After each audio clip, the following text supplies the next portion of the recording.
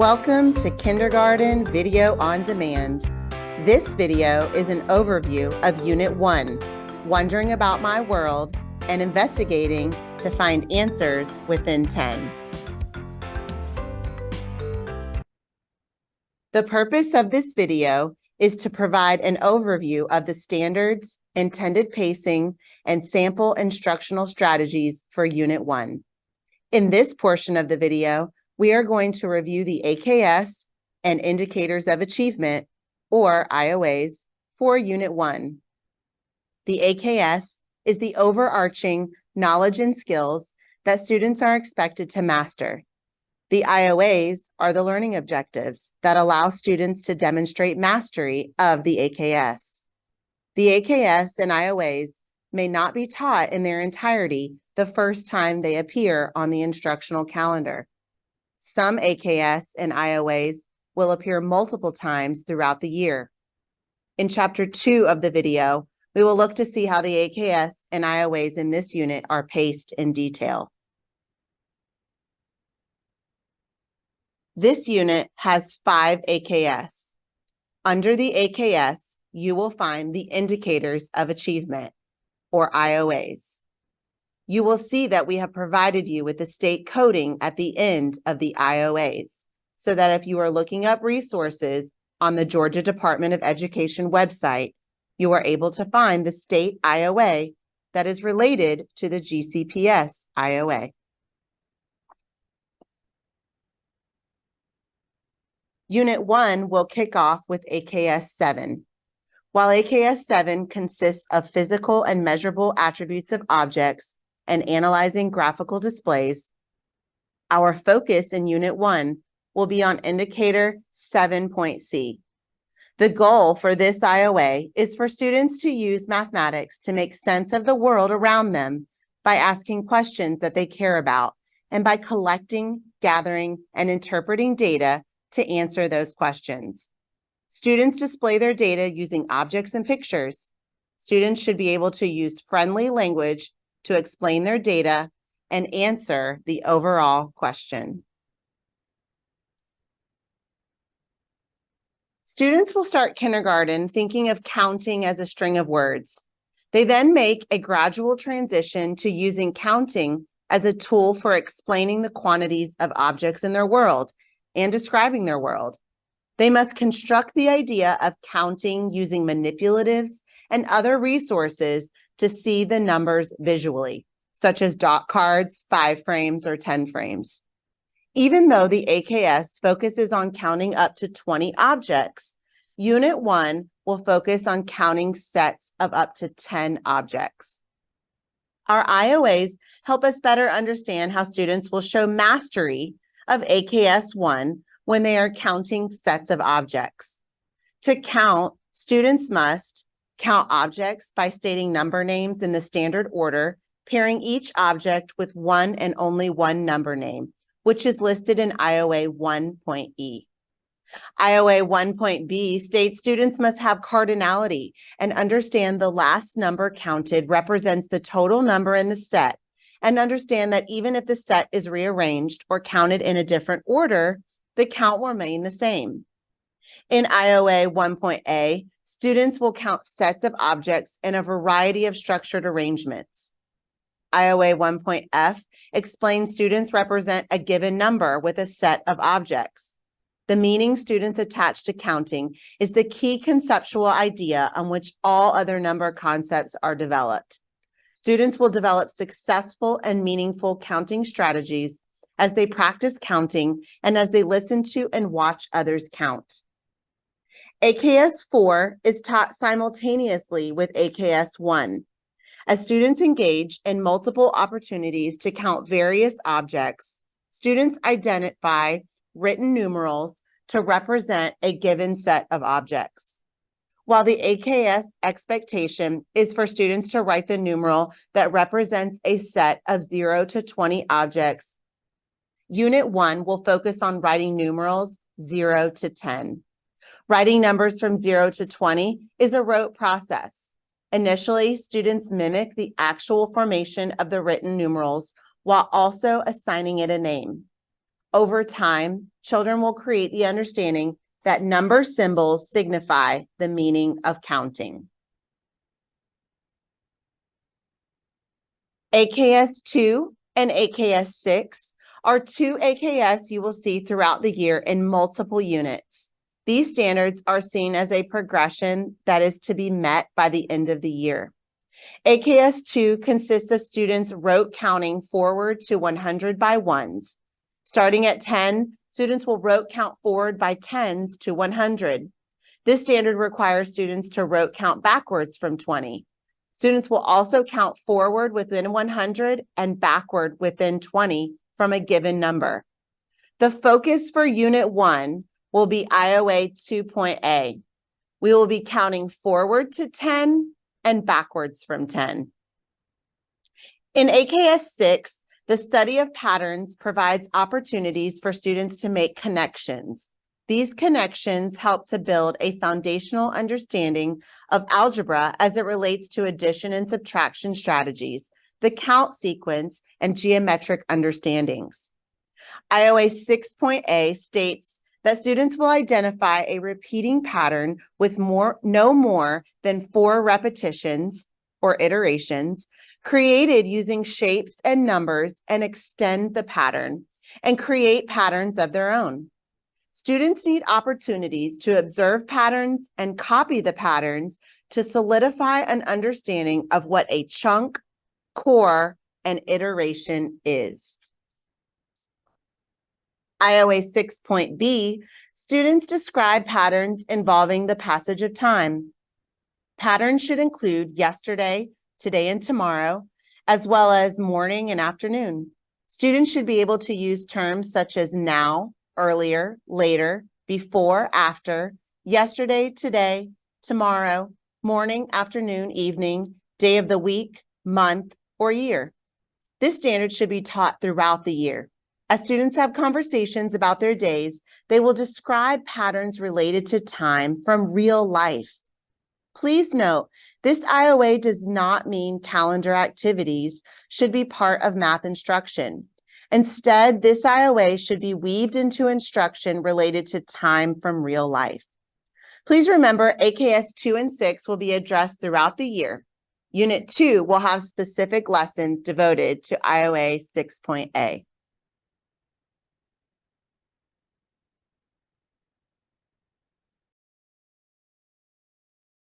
The pacing guide is an example intended to model how instruction of the AKS and IOAs in each unit may be facilitated, but teachers should design pacing to be responsive to the learning needs of their students.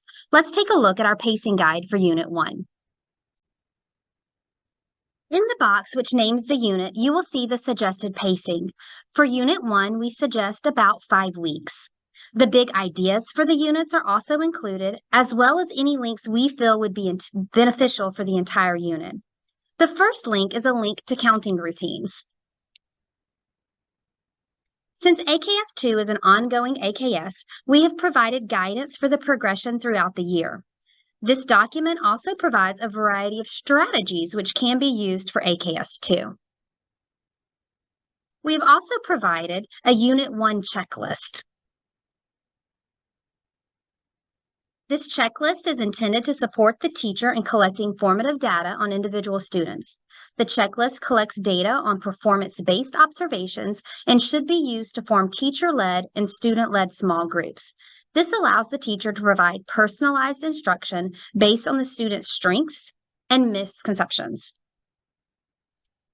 Next, you will see a list of the AKS and IOAs, which have been strategically clustered together. This is followed by our suggested pacing. Specifically, the left column provides the learning progressions for the AKS and IOAs, whether this be the concrete representational abstract progression or progression between specific learning targets within the IOAs. Suggested manipulatives are also included in this column. The right column provides resources to guide instruction. We would like to highlight the activating strategies for Unit 1. The activating strategies in the beginning of the unit have been purposefully planned to help students learn to communicate through turn and talks and justifying their thinking. Other activating strategies will provide practice for students learning the counting sequence. They are designed to build as you move throughout the unit. As you can see, we will begin Unit 1 with IOA 7C. These 3 days provide an opportunity to establish routines and build a classroom community using questions to discover and get to know your students and for your students to get to know each other. These lessons are task-based, allowing for collaboration and student discourse. Let's dig into the first lesson and see what students will do and understand.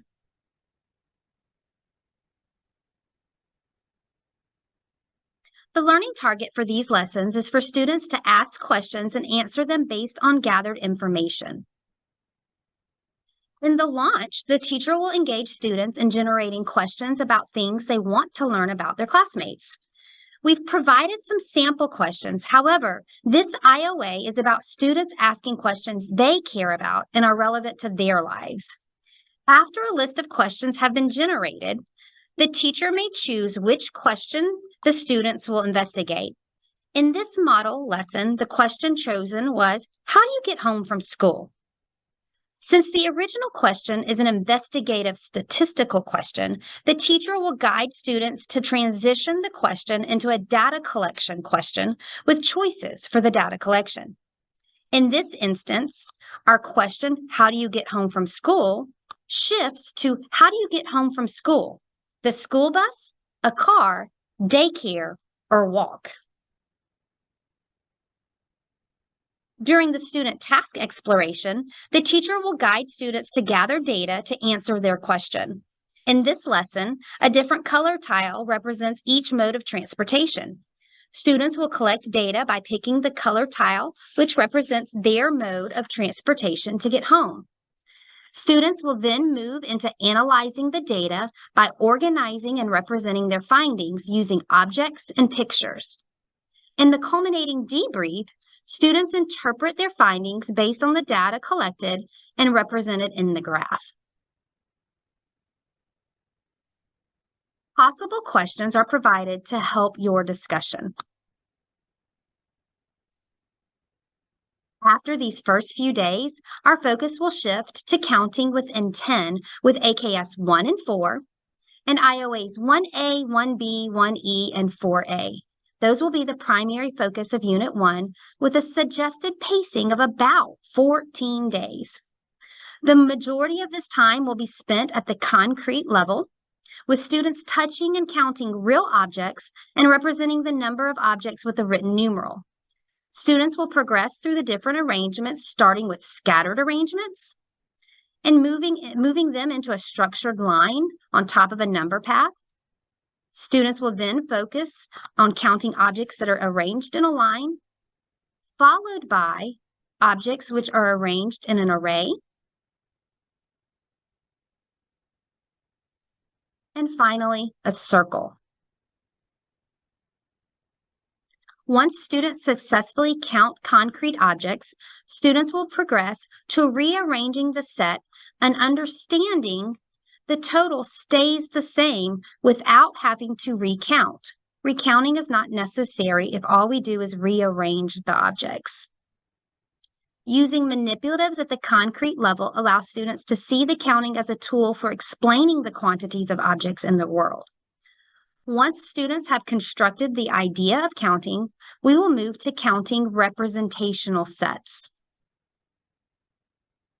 At the representational level, students are unable to use the move and count strategy and will learn a new strategy in which they cross off and count, continuing to pair each object with one and only one number name. Throughout these suggested 14 days, students will represent the total quantity in a set with a written numeral. We have provided verbal pathways for each numeral to support students with numeral formation.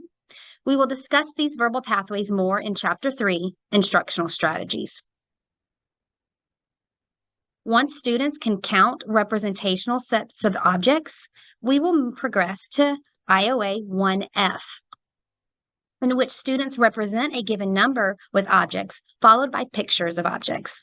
The suggested pacing for this indicator is approximately 3 days. The last day of the unit is dedicated to IOA 2A.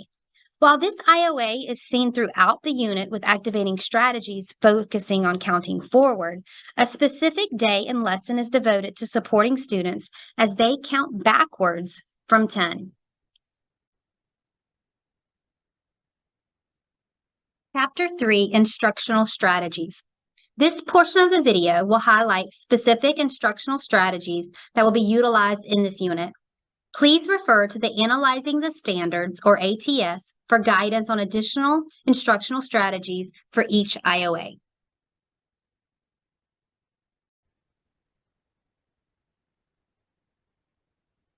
Indicator 4A states students will identify written numerals 0 through 20 and represent a number of objects with a written numeral 0 through 20. So this indicator really has two specific learning targets. We want our students to be able to identify written numerals, and we also want our students to be able to write written numerals. So let's go ahead and start by talking about the strategies we can use to identify our numerals. If we look at our Analyzing the Standards, we're going to see multiple strategies which help us identify written numerals. For example, we may begin by having our students take concrete objects, count them, and then match them to a dot card, which shows the dots to represent that number.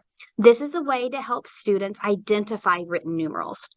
We may move into strategies such as this, where we take the actual objects, and as we're counting them, we place them on a hundreds chart. We place the last object on the number 9, which signifies that the total number of objects in the set is 9, and then we can see what the written numeral 9 looks like. Again, a strategy that's going to help us identify written numerals. We can do this at the representational level as well. We may touch and count the students in this picture or the children in this picture that are at the beach, and then move over to a hundreds chart. And since we know that there are 13 children at the beach, we're going to touch and count one number for each number name we say. And then when we get to that last number 13, it's helping us to see what does 13 look like, and we can identify it. This work can also be done using a number line or a number path. Here's the picture of what it would look like if Bryce grabbed that handful of snap cubes and he wanted to place them on a number line. And then when the last number name he counted is 9. And now we can see what the 9 looks like. So it's again helping us identify. Here's what it might look like at the representational level. We would do it the same way as we did the hundreds chart. Let's touch and count the number of ducks that Connor sees at the park, and then move over to our number line or number path and touch and count one number name for each object, and then we'll stop at the number 15 to know what the number 15 looks like. In the past, the GCPS math department has not given specific guidance on how to write numerals, which is the second portion of this IOA. And one way that we can give guidance to write numerals is with verbal pathways for number formation. While many pathways exist for number formation, these were created specifically using the same pathways for letter formation used by EL education. This allows for consistency in the language we use with our students across content areas. You will see these pathways throughout the lessons in this unit, as well as in our unit later in the year when we work with numbers up to 20. You'll see them in lessons, you'll see them in activating strategies, and you will see these in summaries. Students will use these pathways to practice writing numbers on paper, in the air, or even using their finger to write on a friend's back. So again, these pathways have been created to give our students specific guidance on how to write numbers, not just recognize them. So for example, you're going to see if you look at the number 1, it says to write a 1, point to the headline and pull a straight line down to the feet line. That is how you write a 1. So this is using the same pathways for letter formation, and it uses the same type of paper that is used for letter formation with EL education. You will see these modeled as we continue to model instructional strategies in our lessons.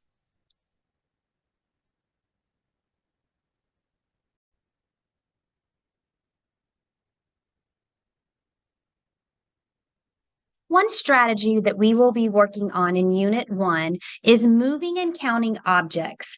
And this is a strategy that we use specifically at the concrete level, and it addresses multiple IOAs that are going to be integrated all and taught at the same time.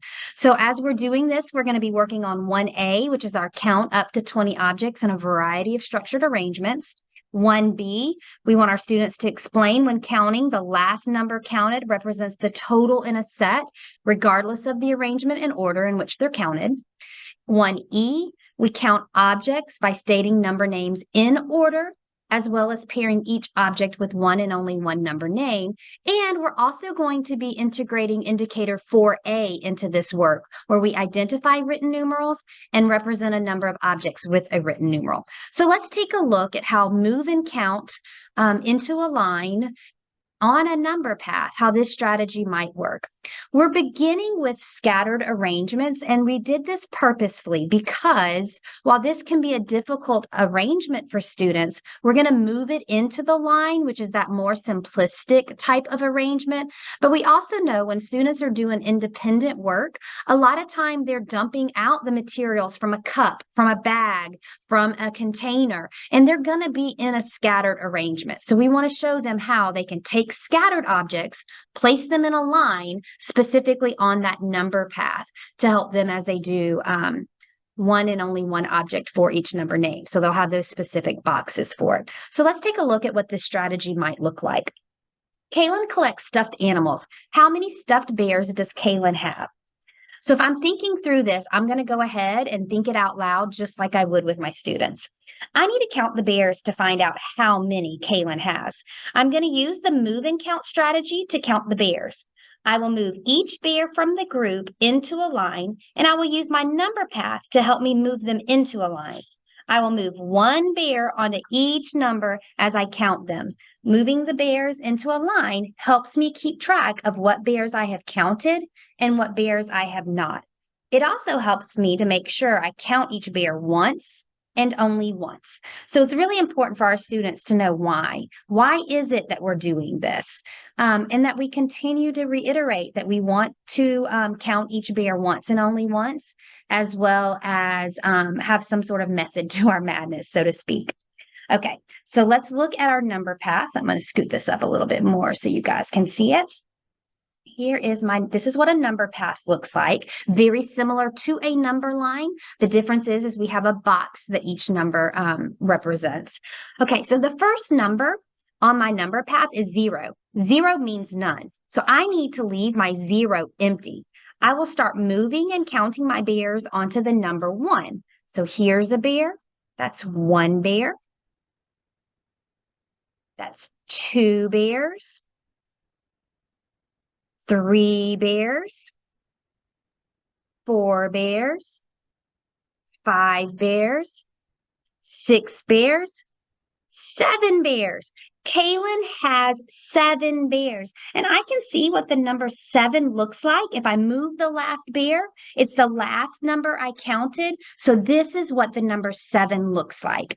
Now, again, this is going to help our students with identifying what the number 7 looks like, but it's not going to help necessarily with the how to write, other than them just trying to, look at it and then trace it, or just do it from what does this look like, then draw it themselves. So this is where our number pathways are going to come into play. We're going to use these number pathways that we talked about earlier in our instructional strategies portion of the video to really help our students know how to write the number 7. So you're going to see, I went ahead and put on my piece of paper a little snippet of what that paper looks like for EL education. It does refer to the mouse with the head, the belly, and the feet. So that's your head line, your belly line, and your feet line.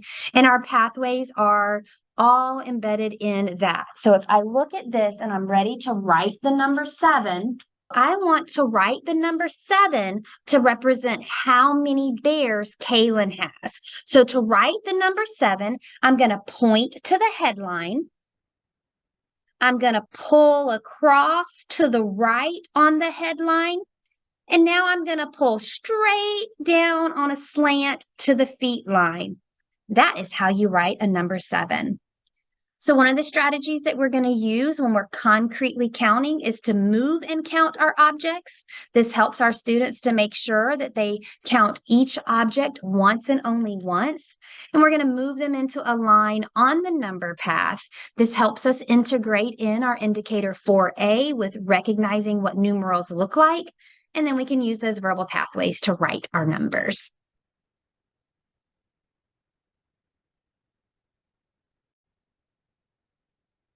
Let's take a look at IOAs 1A, 1B, 1E, and 4A at the concrete level.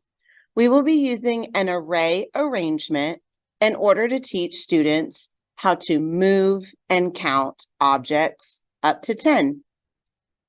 In this situation, we will be using a visual representation in order for students to see counting in the real world. We do not just want to count random manipulatives because that's not relevant for students. It does not show them how we use counting to describe their world. By using this picture of donuts and representing the donuts with manipulatives, we have a context relevant for our students at the concrete level. So let's dig in. Mom bought a special treat for breakfast this weekend. She bought donuts. How many donuts did she buy? So I see that in this situation, I want students to be able to count the number of donuts. Well, because we are going to live within the concrete world and use lots of different manipulatives as students are beginning to count, I'm going to use some red and yellow counters to put on top of the donuts so that after I can move and count those manipulatives. So I'm going to place one counter on top of each donut. After I have placed one counter on each donut, I'm going to use the strategy of moving and counting onto a number path. Here is my number path. I can see on my number path that I'm only going to 10 because in Unit 1, we are only working within numbers within 10. As you progress throughout the year, you'll see that we have number paths to 20 linked on our pacing guide that students can use once you're working with numbers greater than 10. So I can notice that the 0 is outside of the boxes. That just kind of signifies to students that 0 does come before 1, but it doesn't represent anything. So I'm not going to put a manipulative there. I'll start putting my manipulatives once the boxes start with the number 1. So I'm going to move and count the manipulatives as I place it onto the number path. 1, 2, 3, 4, 5, 6, 7, 8, 9.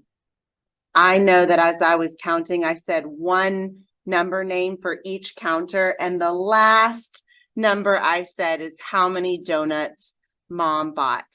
This number path will also help students as they write the numeral 9 to represent the total number of donuts that Mom bought.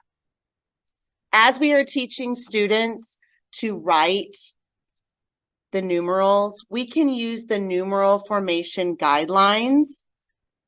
These are linked on our pacing guide. We have one for each numeral 0 to 9 that will help you kind of guide students as they're creating that number. So I'm going to use the directions for that as I write the numeral 9 to show how many donuts Mom bought. To write a 9, point to the headline, curve to make a C at the belly line, and close the C at the headline. Pull straight down to the feet line. That is how you write a 9. Now, as students progress in counting with manipulatives, they may not need to use the number path to move it on there. They may be able to just touch and count. So I'm going to move my manipulatives back onto the donuts. So they may be able to just touch and count. Now, when we're teaching students to touch and count, we want to make sure that we teach them to do it in an organized way. I don't want students touching and counting and going in all different directions, as they're going to forget which manipulative or which counter or which donut they've already touched.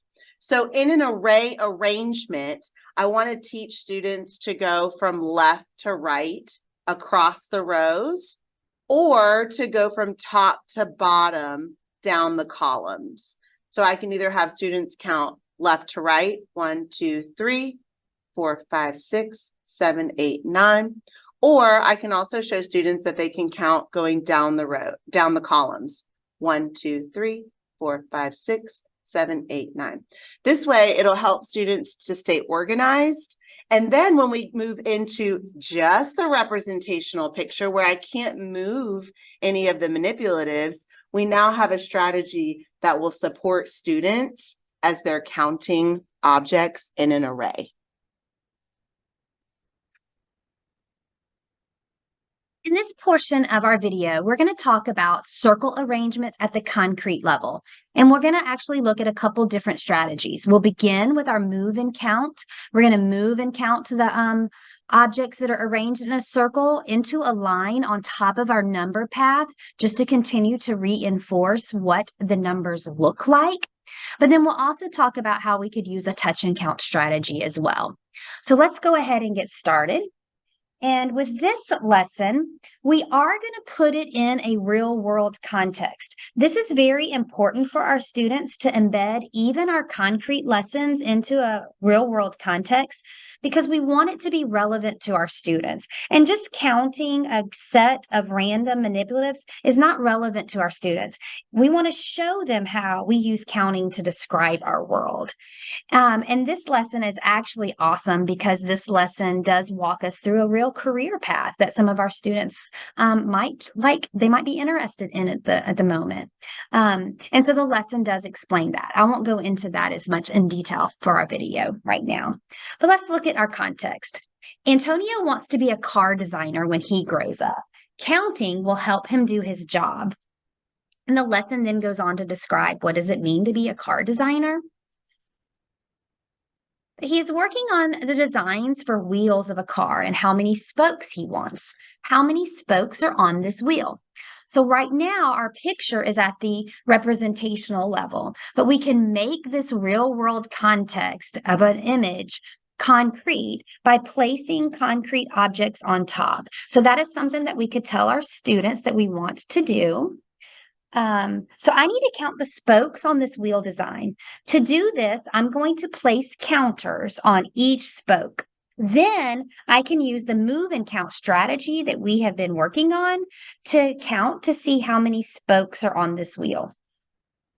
And don't worry, the lesson plan does have it written out to explain to student what spokes are.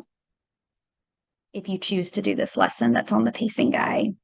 Okay, so I have a counter on top of every spoke on this wheel, and now I can use my move and count strategy. And I'm going to move and count these spokes onto my number path. Okay, I know that this is the number 0, and 0 means I have none. And this wheel does have spokes. So as I start moving and counting my counters for each spoke, I want to start with the number 1. There's 1 spoke. 2 spokes, 3 spokes on my wheel, 4, 5, 6, 7, 8, 9, and 10. There are no more spokes left, which lets me know I've counted each one once and only once. And the last number I counted was the number 10. So his wheel has 10 spokes on it. I can write the number 10 to represent how many spokes Antonio has on his wheel. And when I look at the number 10, I notice that it is composed of the numerals 1 and 0. So I need to start by writing the number 1. To write a 1, I'm going to point to the headline, and I'm going to move all of this up so you guys can see. Here's my paper with my head, belly, and feet lines on it. So to write the number 1, I'm going to point to the headline and pull a straight line down to the feet line. To write a 0, I'm going to point to the headline. I'm going to curve around to the left and down to the feet line and curve back up to where I started. Writing a 1 and a 0 is how you write the number 10. And Antonio has 10 spokes on his wheel. So we might begin touching and counting using the move and count strategy for objects arranged in a circle. But we also have students that are going to use the touch and count. So with this, they don't have to move them. Instead, let me throw all of these back on really fast.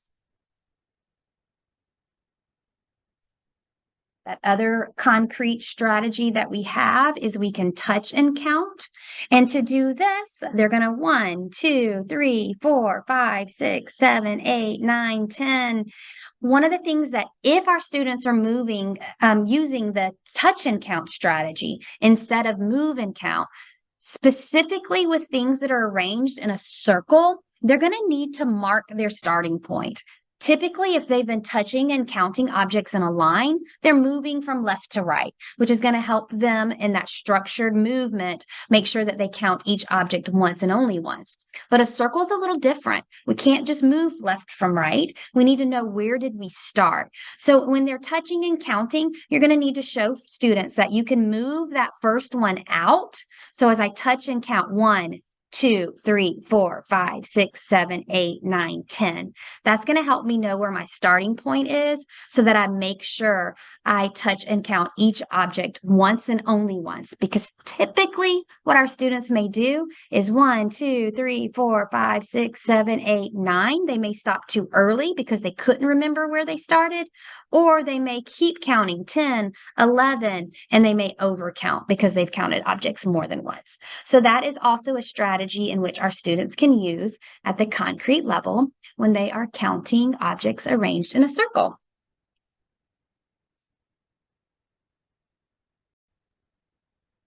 Let's take a look at AKS 1 at the concrete level, more specifically IOA 1B, where we are going to be looking at counting objects regardless of the arrangement.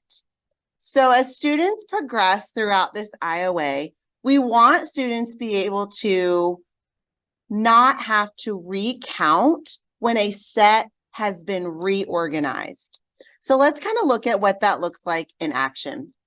For this situation, we are using a real-world context in order to foster engagement and help students make sense of math.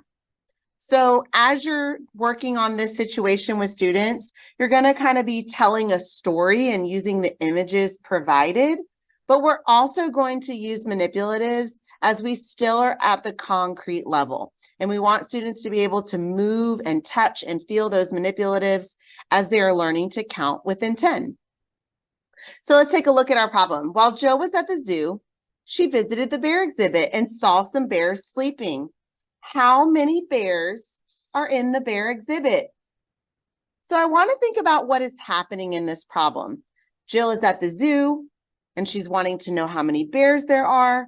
So to help her find out, we're going to count the bears. So in order to do this, because we are at the concrete level, I'm going to use my counting bear manipulatives to put them on top of each sleeping bear. I'm going to put 1 on top of each sleeping bear. Now I am able to touch and count each bear in order to find out how many bears are in the bear exhibit. So I am going to touch and count and say 1 and only 1 number name as I touch one of the bears. 1, 2, 3, 4, 5. There are 5 bears sleeping in the bear exhibit. Well, let's see what happens next while Jill is at the bear exhibit.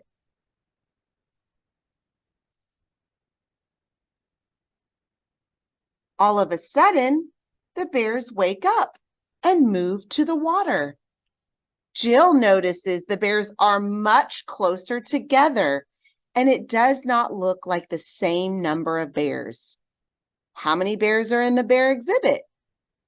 Well, I see what Jill is kind of talking about, and you're going to have students who think this also. You're going to see that students, if the objects are bigger or smaller or spread out or pushed together, that they may think that the number has changed. And what we want students to be able to know is that once I've counted that set, no matter what I do with it now, as far as rearranging it, as long as I have not added any or taken any away, I still have the same number. So Jill in this situation is thinking that it doesn't look like the same number of bears because they're closer together. So we're going to again place our bears on top of the bears at the water. I have my bears. And now I'm going to use the same strategy of touching and counting to see if there are still 5 bears at the bear exhibit. 1, 2, 3, 4, 5. It looks like there are still 5 bears at the bear exhibit.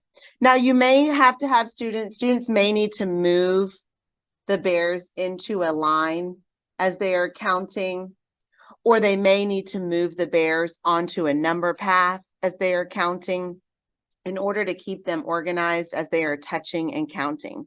So even though the bears were arranged in 2 different arrangements, the count is still the same.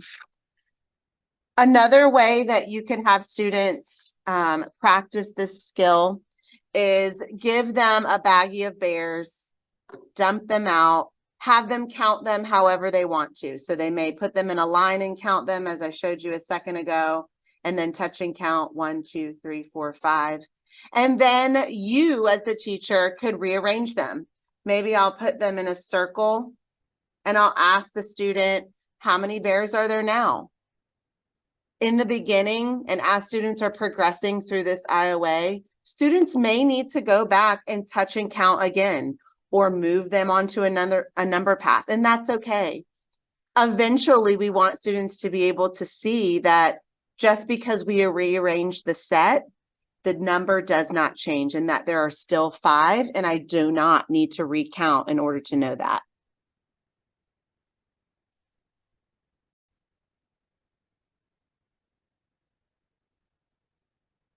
As we're working on indicators 1A, 1B, 1E, and 4A, a strategy that we will use at the representational level is to cross off and count. And we're going to go ahead and look at what that strategy might look like with our scenario right here. Ms. Brown has the following crayons. How many crayons does she have? So I know in order to find out how many crayons she has, I need to count them. Normally, I would use a strategy like move and count. But that strategy only works if I have the crayons in front of me, and I don't. So I can't move the crayons because they're in a picture. So I'm going to have to use a different strategy. And a strategy I can use when I'm counting objects in a picture is I can cross them off as I count them.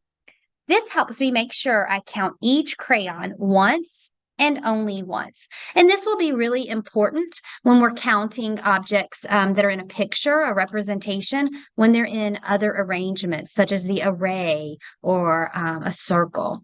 So if we look at this, and I want to use my cross off and count strategy, I'm going to go ahead and model this. So 1 crayon, 2 crayons, 3 crayons, 4 crayons. I'm making sure I cross off just 1 crayon each time I say a number name. So there's 4, 5, 6, 7, 8, 9, 10. Miss Brown has 10 crayons. And because we have this integrated with our 4A, I want to go ahead and model how to see what it looks like, but then also how to write, because I'm integrating 4A with our work with 1A, 1B, and 1E. So I know Miss Brown has 10 crayons. If our students are still unsure about what our numbers look like at this point, I could pull out my number line and I could count. Okay, 1, 2, 3, 4, 5, 6, 7, 8, 9, 10. So this is what a 10 looks like. It has a 1 and a 0. So that's going to help with that recognition. And then I'm going to use those verbal pathways to help me with the writing. So let's go ahead and write. Miss Brown has 10 crayons. I want to write that number to represent how many crayons she has.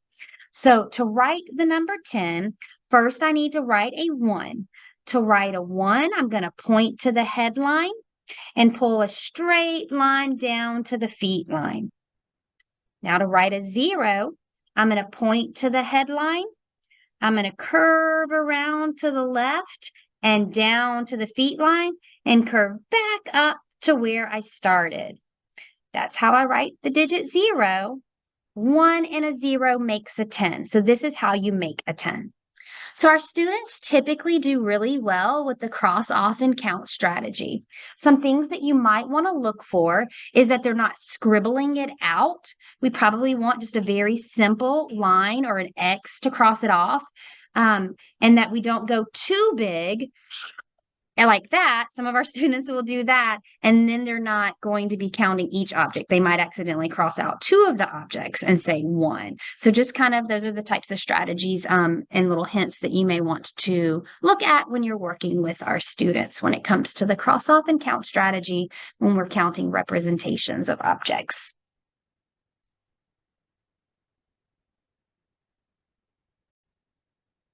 Let's take a look at IOA 1.F, where students need to be able to count out objects to represent a given number from 1 to 20.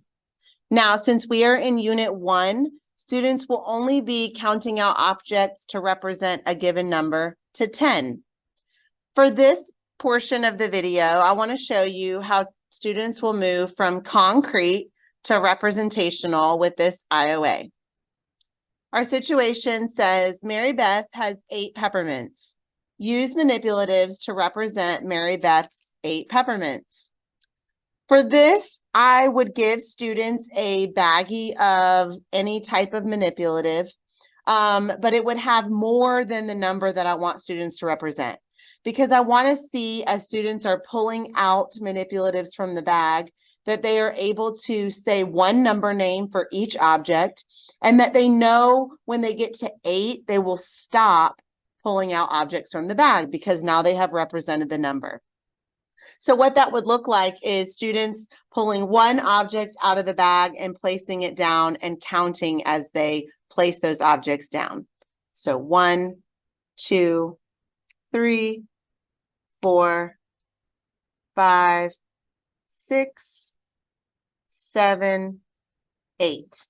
And when students say 8, they know that's the last number said, and that represents Mary Beth's 8 peppermints.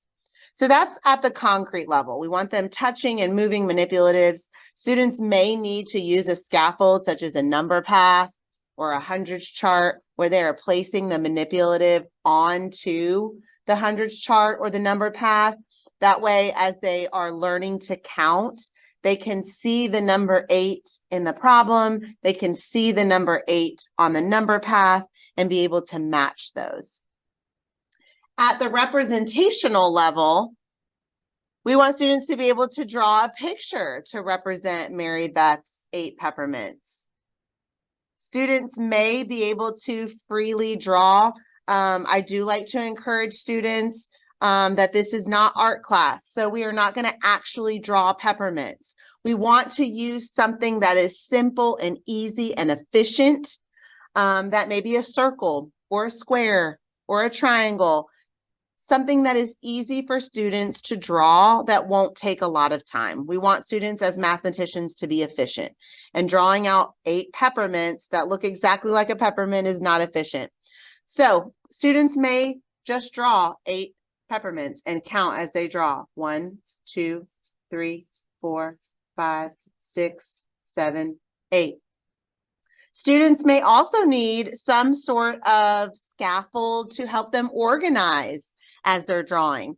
One way to scaffold for students is to provide them with a 10 frame. A 10 frame will help them keep them organized as they are counting. That way their circles aren't scattered all over the paper, so if they need to go back and recount. Using a 10 frame through Unit 1 is a great way for students to kind of build that understanding of 10 also, since we are only working within numbers within 10. So students can use the 10 frame to fill in 8. They can see I filled in the top row of 5 and then 3 more is 8. So that could be another way that students represent that model as they are counting out and representing numerals. IOA 2A is our IOA, which states students count forward to 100 by ones and tens and count backwards from 20 by ones. In Unit 1, our counting will focus on the range up to 10. So we'll count forward to 10, and we'll also count backwards from 10 down to 0. Now, this IOA in all of AKS 2 really is a rote count, just learning that sequence and just rote counting. However, we want our students to understand what it means to count backwards, and to help us build that conceptual understanding for our students, we are going to have one day devoted to concrete counting backwards.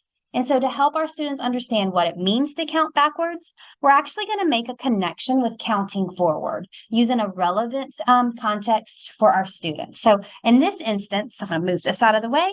We're going to talk about baking cookies. So Mom baked 10 cookies, and I'm going to show the 10 cookies that Mom baked using color tiles. So there's my cookies. There's 1 cookie, 2 cookie, 3 cookies, 4 cookies, 5 cookies, 6 cookies, 7 cookies, 8 cookies, 9 cookies, and 10 cookies. So here are 10 cookies that Mom baked. And I'm going to count them one more time to make sure that I have 10, and I'm going to write the numbers underneath. I am going to write these specifically because this is going to help make that connection for our students between our objects and just the numerals and that rote counting. But I'm also going to be utilizing it for counting backwards. I would not worry about using the verbal pathways at this point because it'll make the lesson go too long and it's not our focus. Our learning target and our focus is on counting backwards. So let me go ahead and count these cookies one more time, and I'm going to number them as I count. 1, 2, 3, 4, 5, 6, 7, 8, 9, 10. Okay, there are 10 cookies that Mom baked. Well, I don't know about you guys, but whenever I bake cookies at my house, the boys come and eat them super fast. So let's see what happens with the number of cookies we have if we start eating them. So right now we have 10 cookies. So 10, but if we eat, oh no, now there's 9. What happens when another cookie gets eaten? There's 8. Another one gets eaten. 7 cookies. Another one gets eaten. 6 cookies. Oh, we only have 5 cookies, but another one gets eaten, and now there's 4 cookies. 3 cookies. 2 cookies. 1 cookie is left, but what happens when it gets eaten? Now there are no cookies. There are 0 cookies, and I can represent that there are 0 cookies by writing a 0 in front. So we have our number line. We've gone ahead and modeled for our students what it means to count forward. And then also we've given them that real world relevant context to them about why we would be counting backwards as the cookies are disappearing as we eat them. And we've shown them those cookies disappearing in relation to the number. And we can go ahead now and make that connection between counting forward and counting backwards. So we had to count backwards when our cookies were disappearing, right? And when we count backwards, our numbers were getting smaller. So just like we can count forward We were counting forward when we went this way with our numbers. This is when we count forward. We can go from 0 all the way to 10, but we can also count backwards. And when we count backwards, we're going this way, and our numbers are going to be getting smaller. So when we count forward, 0, 1, 2, 3, 4, 5, 6, 7, 8, 9, 10, our numbers are getting larger. And when we count backwards, our numbers are going to get smaller. 10, 9, 8, 7, 6, 5, 4, 3, 2, 1, and 0. There would be no cookies left. So just like we can count forwards from 0 to 10, we can also count backwards starting at 10. When we count forward, our numbers are getting larger. And when we count backwards, our numbers are getting smaller. So this is just a very simple way to take a rote counting concept and make it concrete to build that conceptual understanding for our students on why we count backwards, and also making a connection between our count sequence forward and our count sequence backwards.